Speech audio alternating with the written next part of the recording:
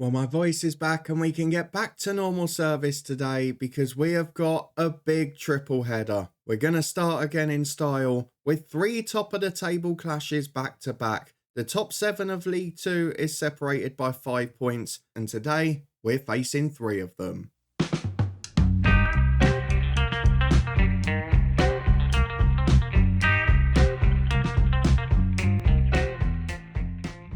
Yes, hello and welcome along to part 19 of Saving Southend with me, Daniel. We are back today with a huge fixture list in League Two because we finish our first half of the season with some horrible games. It's first v second, it's first v third, and it's first v sixth, and they're all within 3 points of us. If this goes wrong, we could conceivably be out of the playoffs by the end of the episode. So if you're looking forward to seeing how it goes, because we have got one of the tightest league tables I can ever remember in FM, then please do put a thumbs up on it. Probably reflects the quality, the fact that there's no monster clubs in here. There's a lot of good clubs with decent sides, and this is going to be an absolute thriller. Not much focus off the pitch, of course, because I want to get all three games in. But very quickly, let's have a look at the schedule and see what's been going on.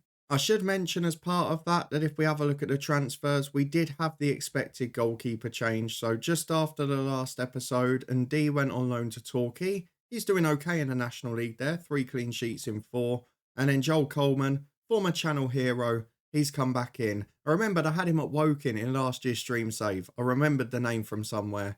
He's a very good keeper, solid enough as a backup, and he's played one EFL trophy game and not done very well. If we have a look at the schedule though, we continued our pattern in that. We've drawn a few too many, but otherwise we've been all right.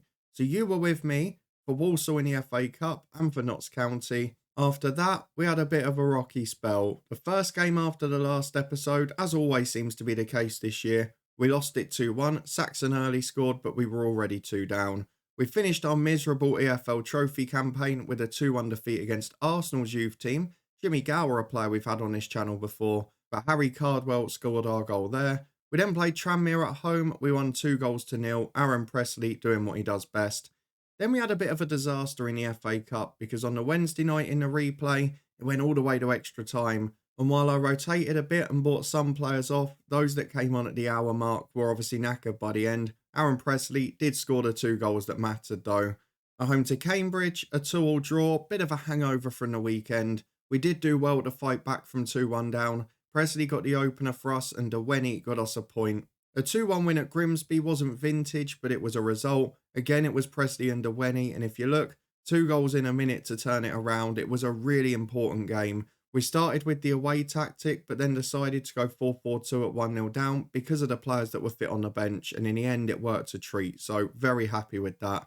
And then at home to Forest Green in a second round of the FA Cup, a Harry Cardwell penalty got us a 1-0 win. I tried to leave a slightly rotated team out for as long as possible, but Forest Green rotated a lot as well. We were at the end of 4 games in 2 weeks, and so were they. And in the end, we just came out on top, but it could have gone either way.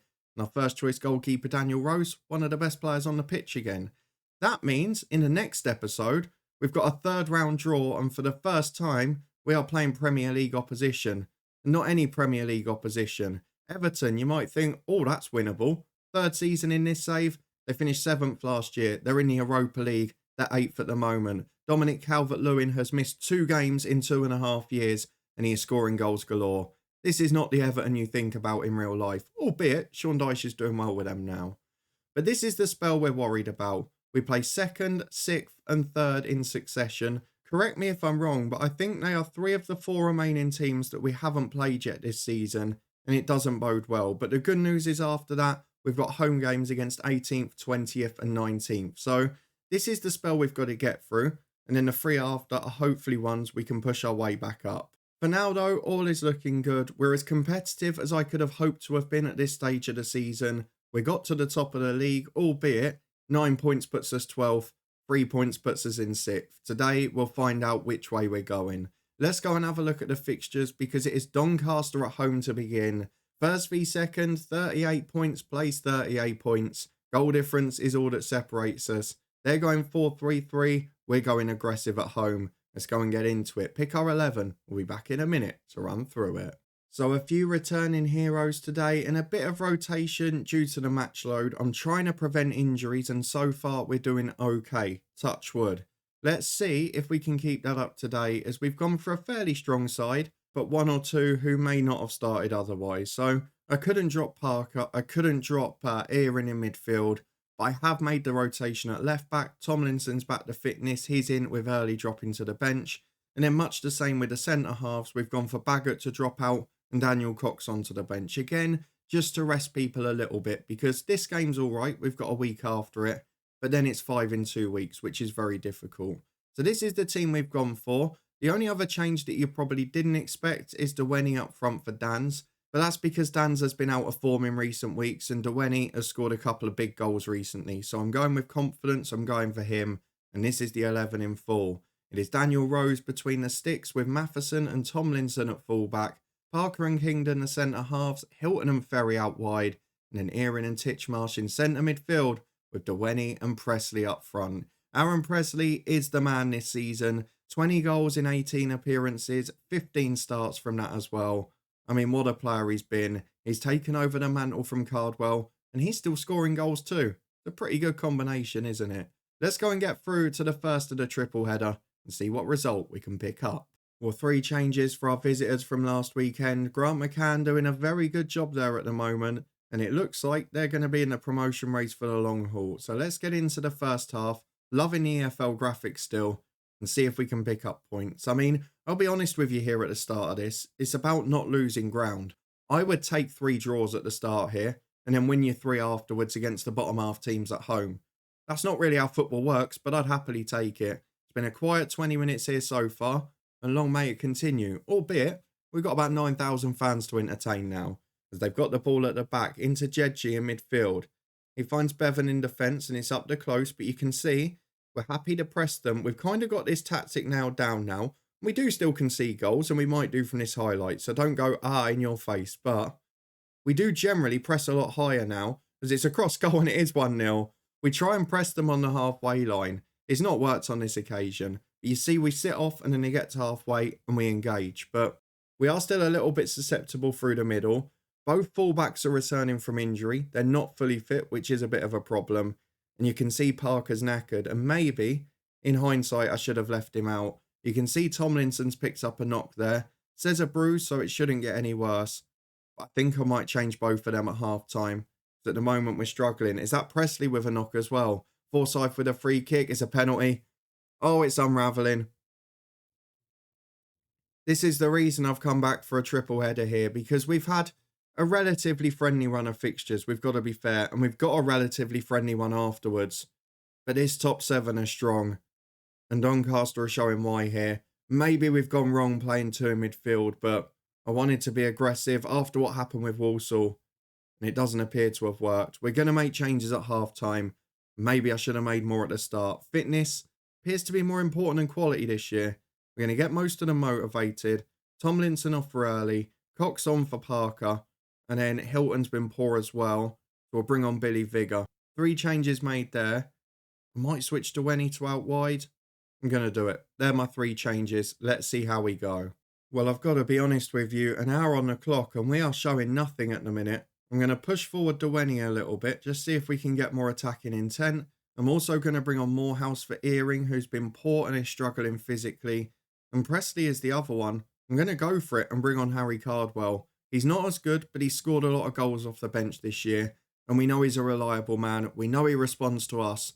And while the momentum in the second half is flicking back in our favour, we've offered nothing to suggest we're getting back in this. So let's give them one bit of encouragement and see if we get anything out of it. But at the moment, I think we're seeing why Doncaster were joint top with us and why they might be going top in a minute, because this has been a perfect away performance. We've been thoroughly outplayed. We've created nothing. And while we've got a last-minute corner, it will be a consolation. But the goal difference might be crucial, as Kingdon almost makes amends for giving away the penalty. He rattles the woodwork. We were close. I've made a few mistakes today. I probably have to take a bit of the blame for this one.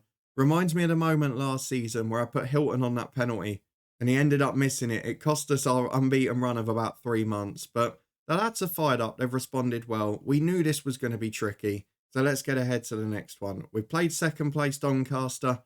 Now it's on to Bradford City, who historically, probably the biggest club in the league. Well, I tell you what, I didn't particularly expect to be happy at the end of this game, but we have just had a very big financial windfall. $250,000 for Casey Worcester, who you'll remember left right near the beginning of this save in a pre-agreed transfer. And he went to Newcastle. He's now played his first league game. Looks one hell of a player, to be fair to him. At 18, might try and get him on loan in January. At 250 grand, he's played in the Premier League. What a man. Good going at Newcastle United. For now, though, we've got to bounce back. You can see I'm trying to sign an experienced player who's dropping down the leagues in Ross Stewart. His injury record means the wage will need to be right, though, and at the moment it's not. The only good news is Bradford lost today as well. So let's get ahead to next week and play them, because now it's 3rd v 6th. Well, here we go then. Back to face Bradford City, who will have the biggest attendance in League Two without doubt. Still 16,000 in for this one. They're playing 3-5-2, so we'll be going to our away tactic. Going to try and get through them out wide, and hopefully we'll be able to gain some success, because after the last one, we need to pick up results. Now, I guess at the start of the episode, I said I'd be happy with 3 draws.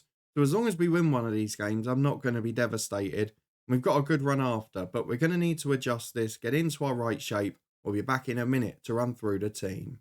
Well, for this one, it's a new shape and plenty of changes as well. We've got a back 3, we've got 2 wide players on each side, and we're going to be pushing forward on the counter-attack. This is the team we've gone for. Rose stays in goal. Kingdon is joined by Cox and Baggett in a new look back 3. Early and Matheson are at wing back. Early, of course, replacing Tomlinson. Morehouse comes in for Earing in the middle. Not as good a player, but plays better. He's alongside Titchmarsh. And then Ferry and Dewenny out wide, with Aaron Presley through the middle. Hopefully, we'll be able to find a way through in this one. It is Bradford v Southend United. I'm hoping we're not going to lose all our confidence before we play at home to the bottom half sides. Maybe the momentum from promotion is finally up.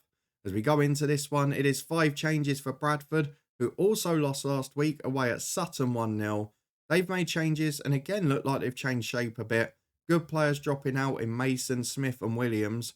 And they've got James Rowberry in charge. That's an interesting one. Let's go and get through to it. I want to see a marked improvement. Most of them are inspired or motivated.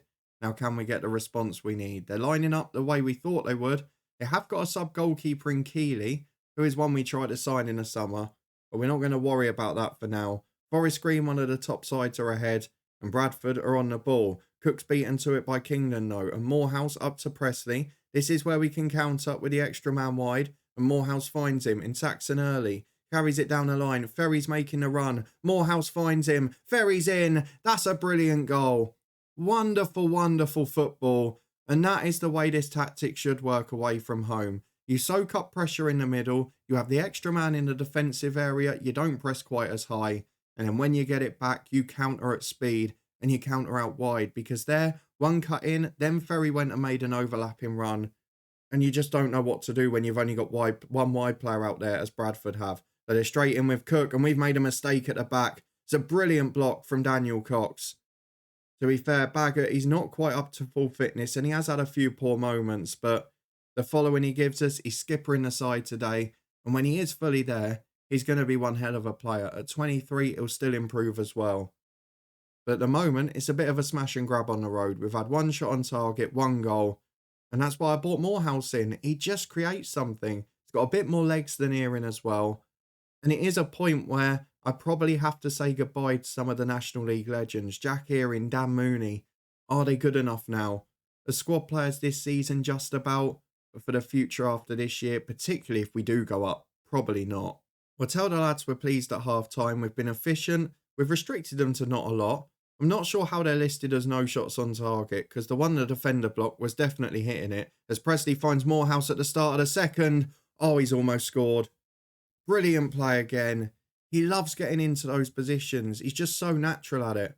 It's not in his attributes. It's not in his player traits, but he just finds the way to do it. As Ferry's got a corner, been ruthless so far. Puts the ball in towards Aaron Presley.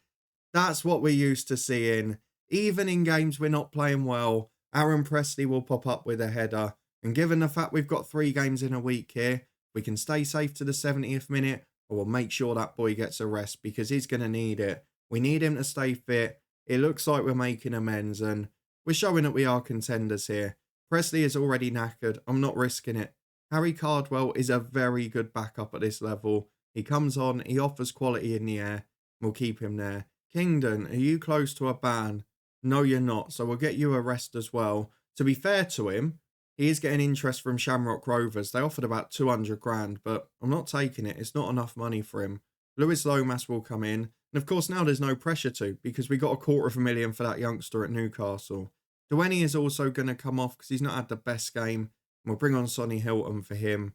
I'd like to give Ferry a rest as well, but at the moment, Mooney's the only sub and he's not defensively sound enough. I could bring Tomlinson on, but that's a bit too defensive. There's Morehouse. If he scores, it falls for Cardwell. Into Ferry. Well, he's managed to get himself a rest. He scored the third. It's game over. Now Dan Mooney can get a run out. We'll give Tomlinson one as well because Matheson is struggling at right wing back. What a day it's been. Super performance. Again, Morehouse involved. Cardwell doing exactly what Presley does, being a nuisance in the box. And a great finish. No nonsense stuff from Ferry. Smashes it in the corner. It's 3-0 from 3 shots on target. And we have well and truly done a job so far. As Smith puts a free kick in for Bradford. Headed away as far as the edge of the box. Penman finds Smith again. Goes for a rocket. Great save by Rose. Hit with power. Hit with precision. And his excellent goalkeeping. I know in the summer I got a little bit of stick because I paid 175 grand for him instead of taking a free agent who wasn't much worse. But I stand by it now. He's arguably been player of the season, and that includes Aaron Presley. A remarkable effort, and there he is again. Daniel Rose, take a bow, been rock solid at the back. 3-0 with 10 to go. I mean, Bradford have arguably been the better side, but this is a tactic that's working as it's supposed to. We've caught them out, we've won 3-0, and now not only have we got the 3 points we wanted in this episode, we've also made up the goal difference deficit from last week as well. So let's go and get through to the final one. We'll define whether it's a good or a great episode. It is now 2 points separating the top 5, and we face Forest Green. 3rd v 5th, 41 v 40.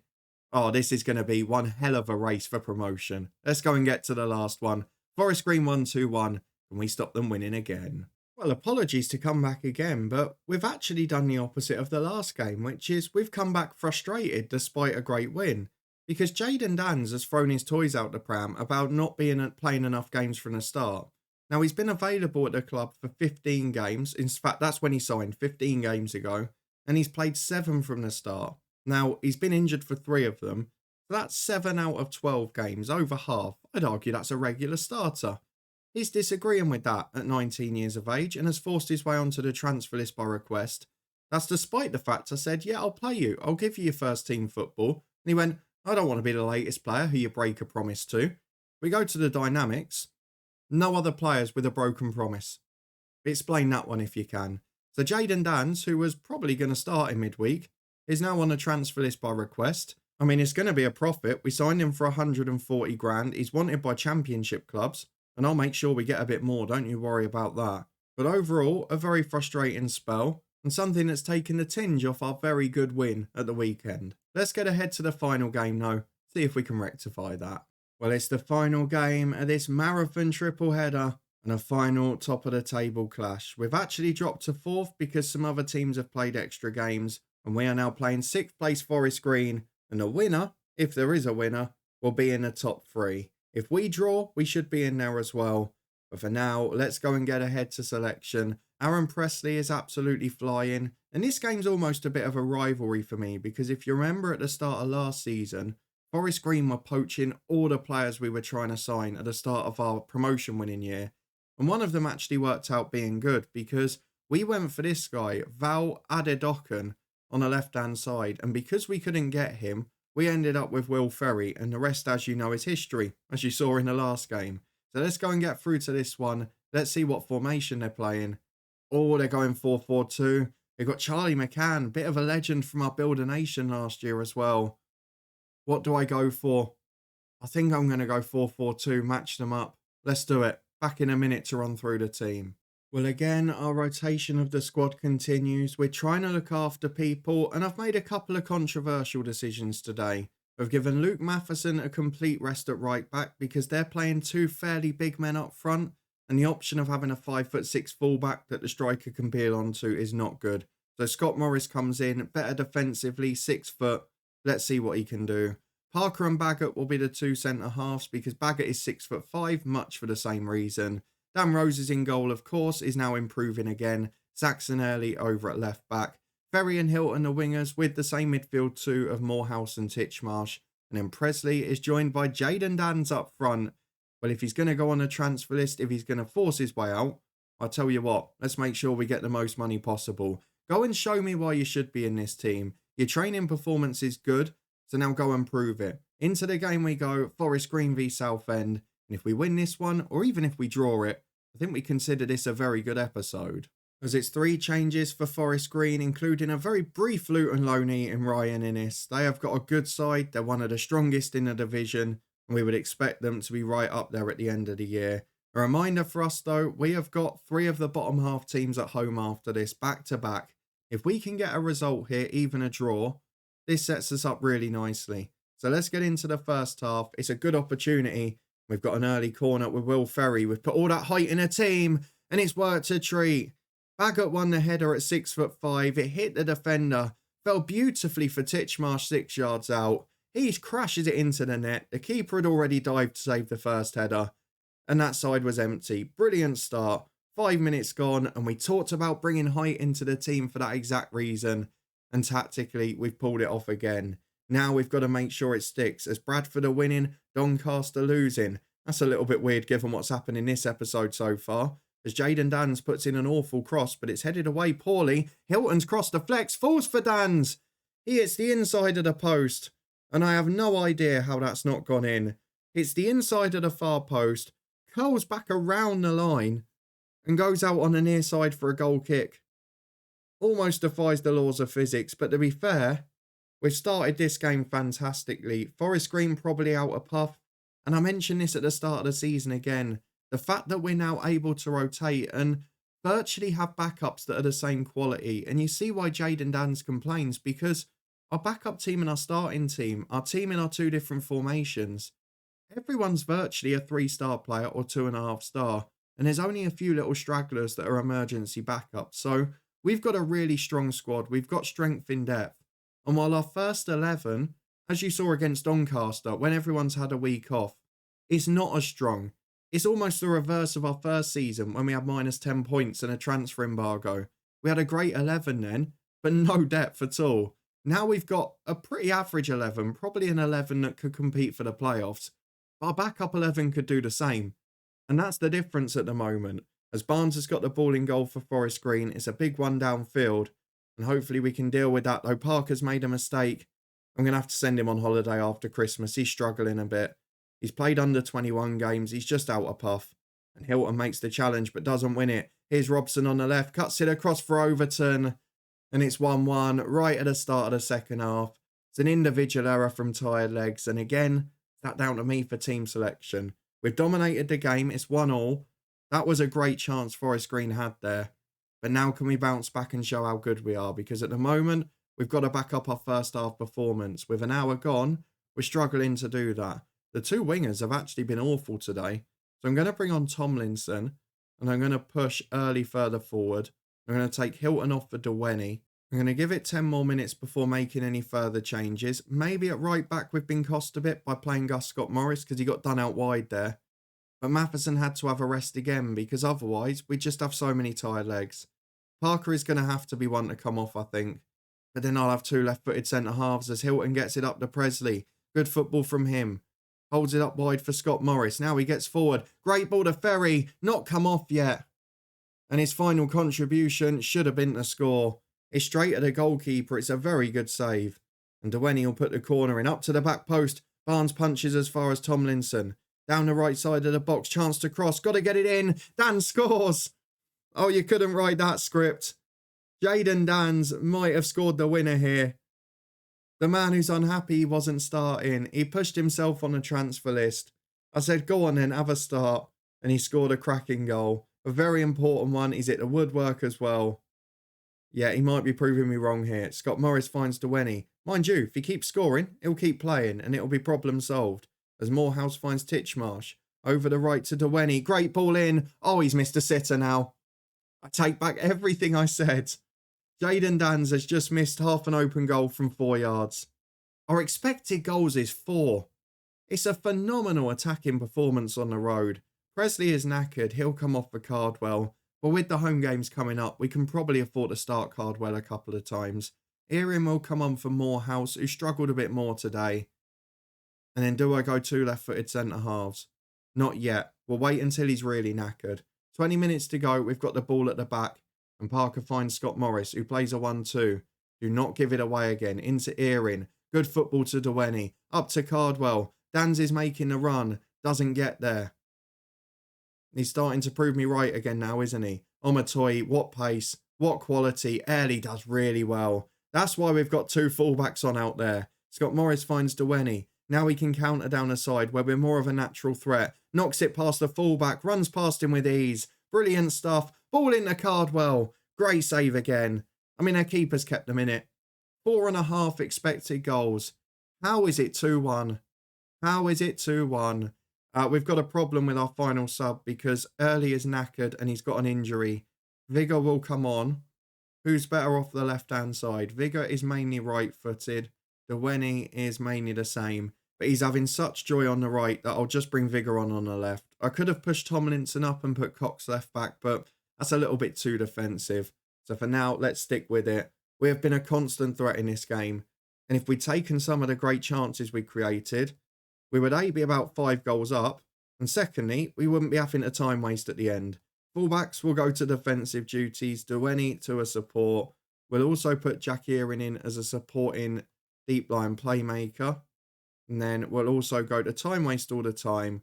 We'll go to slow the pace down.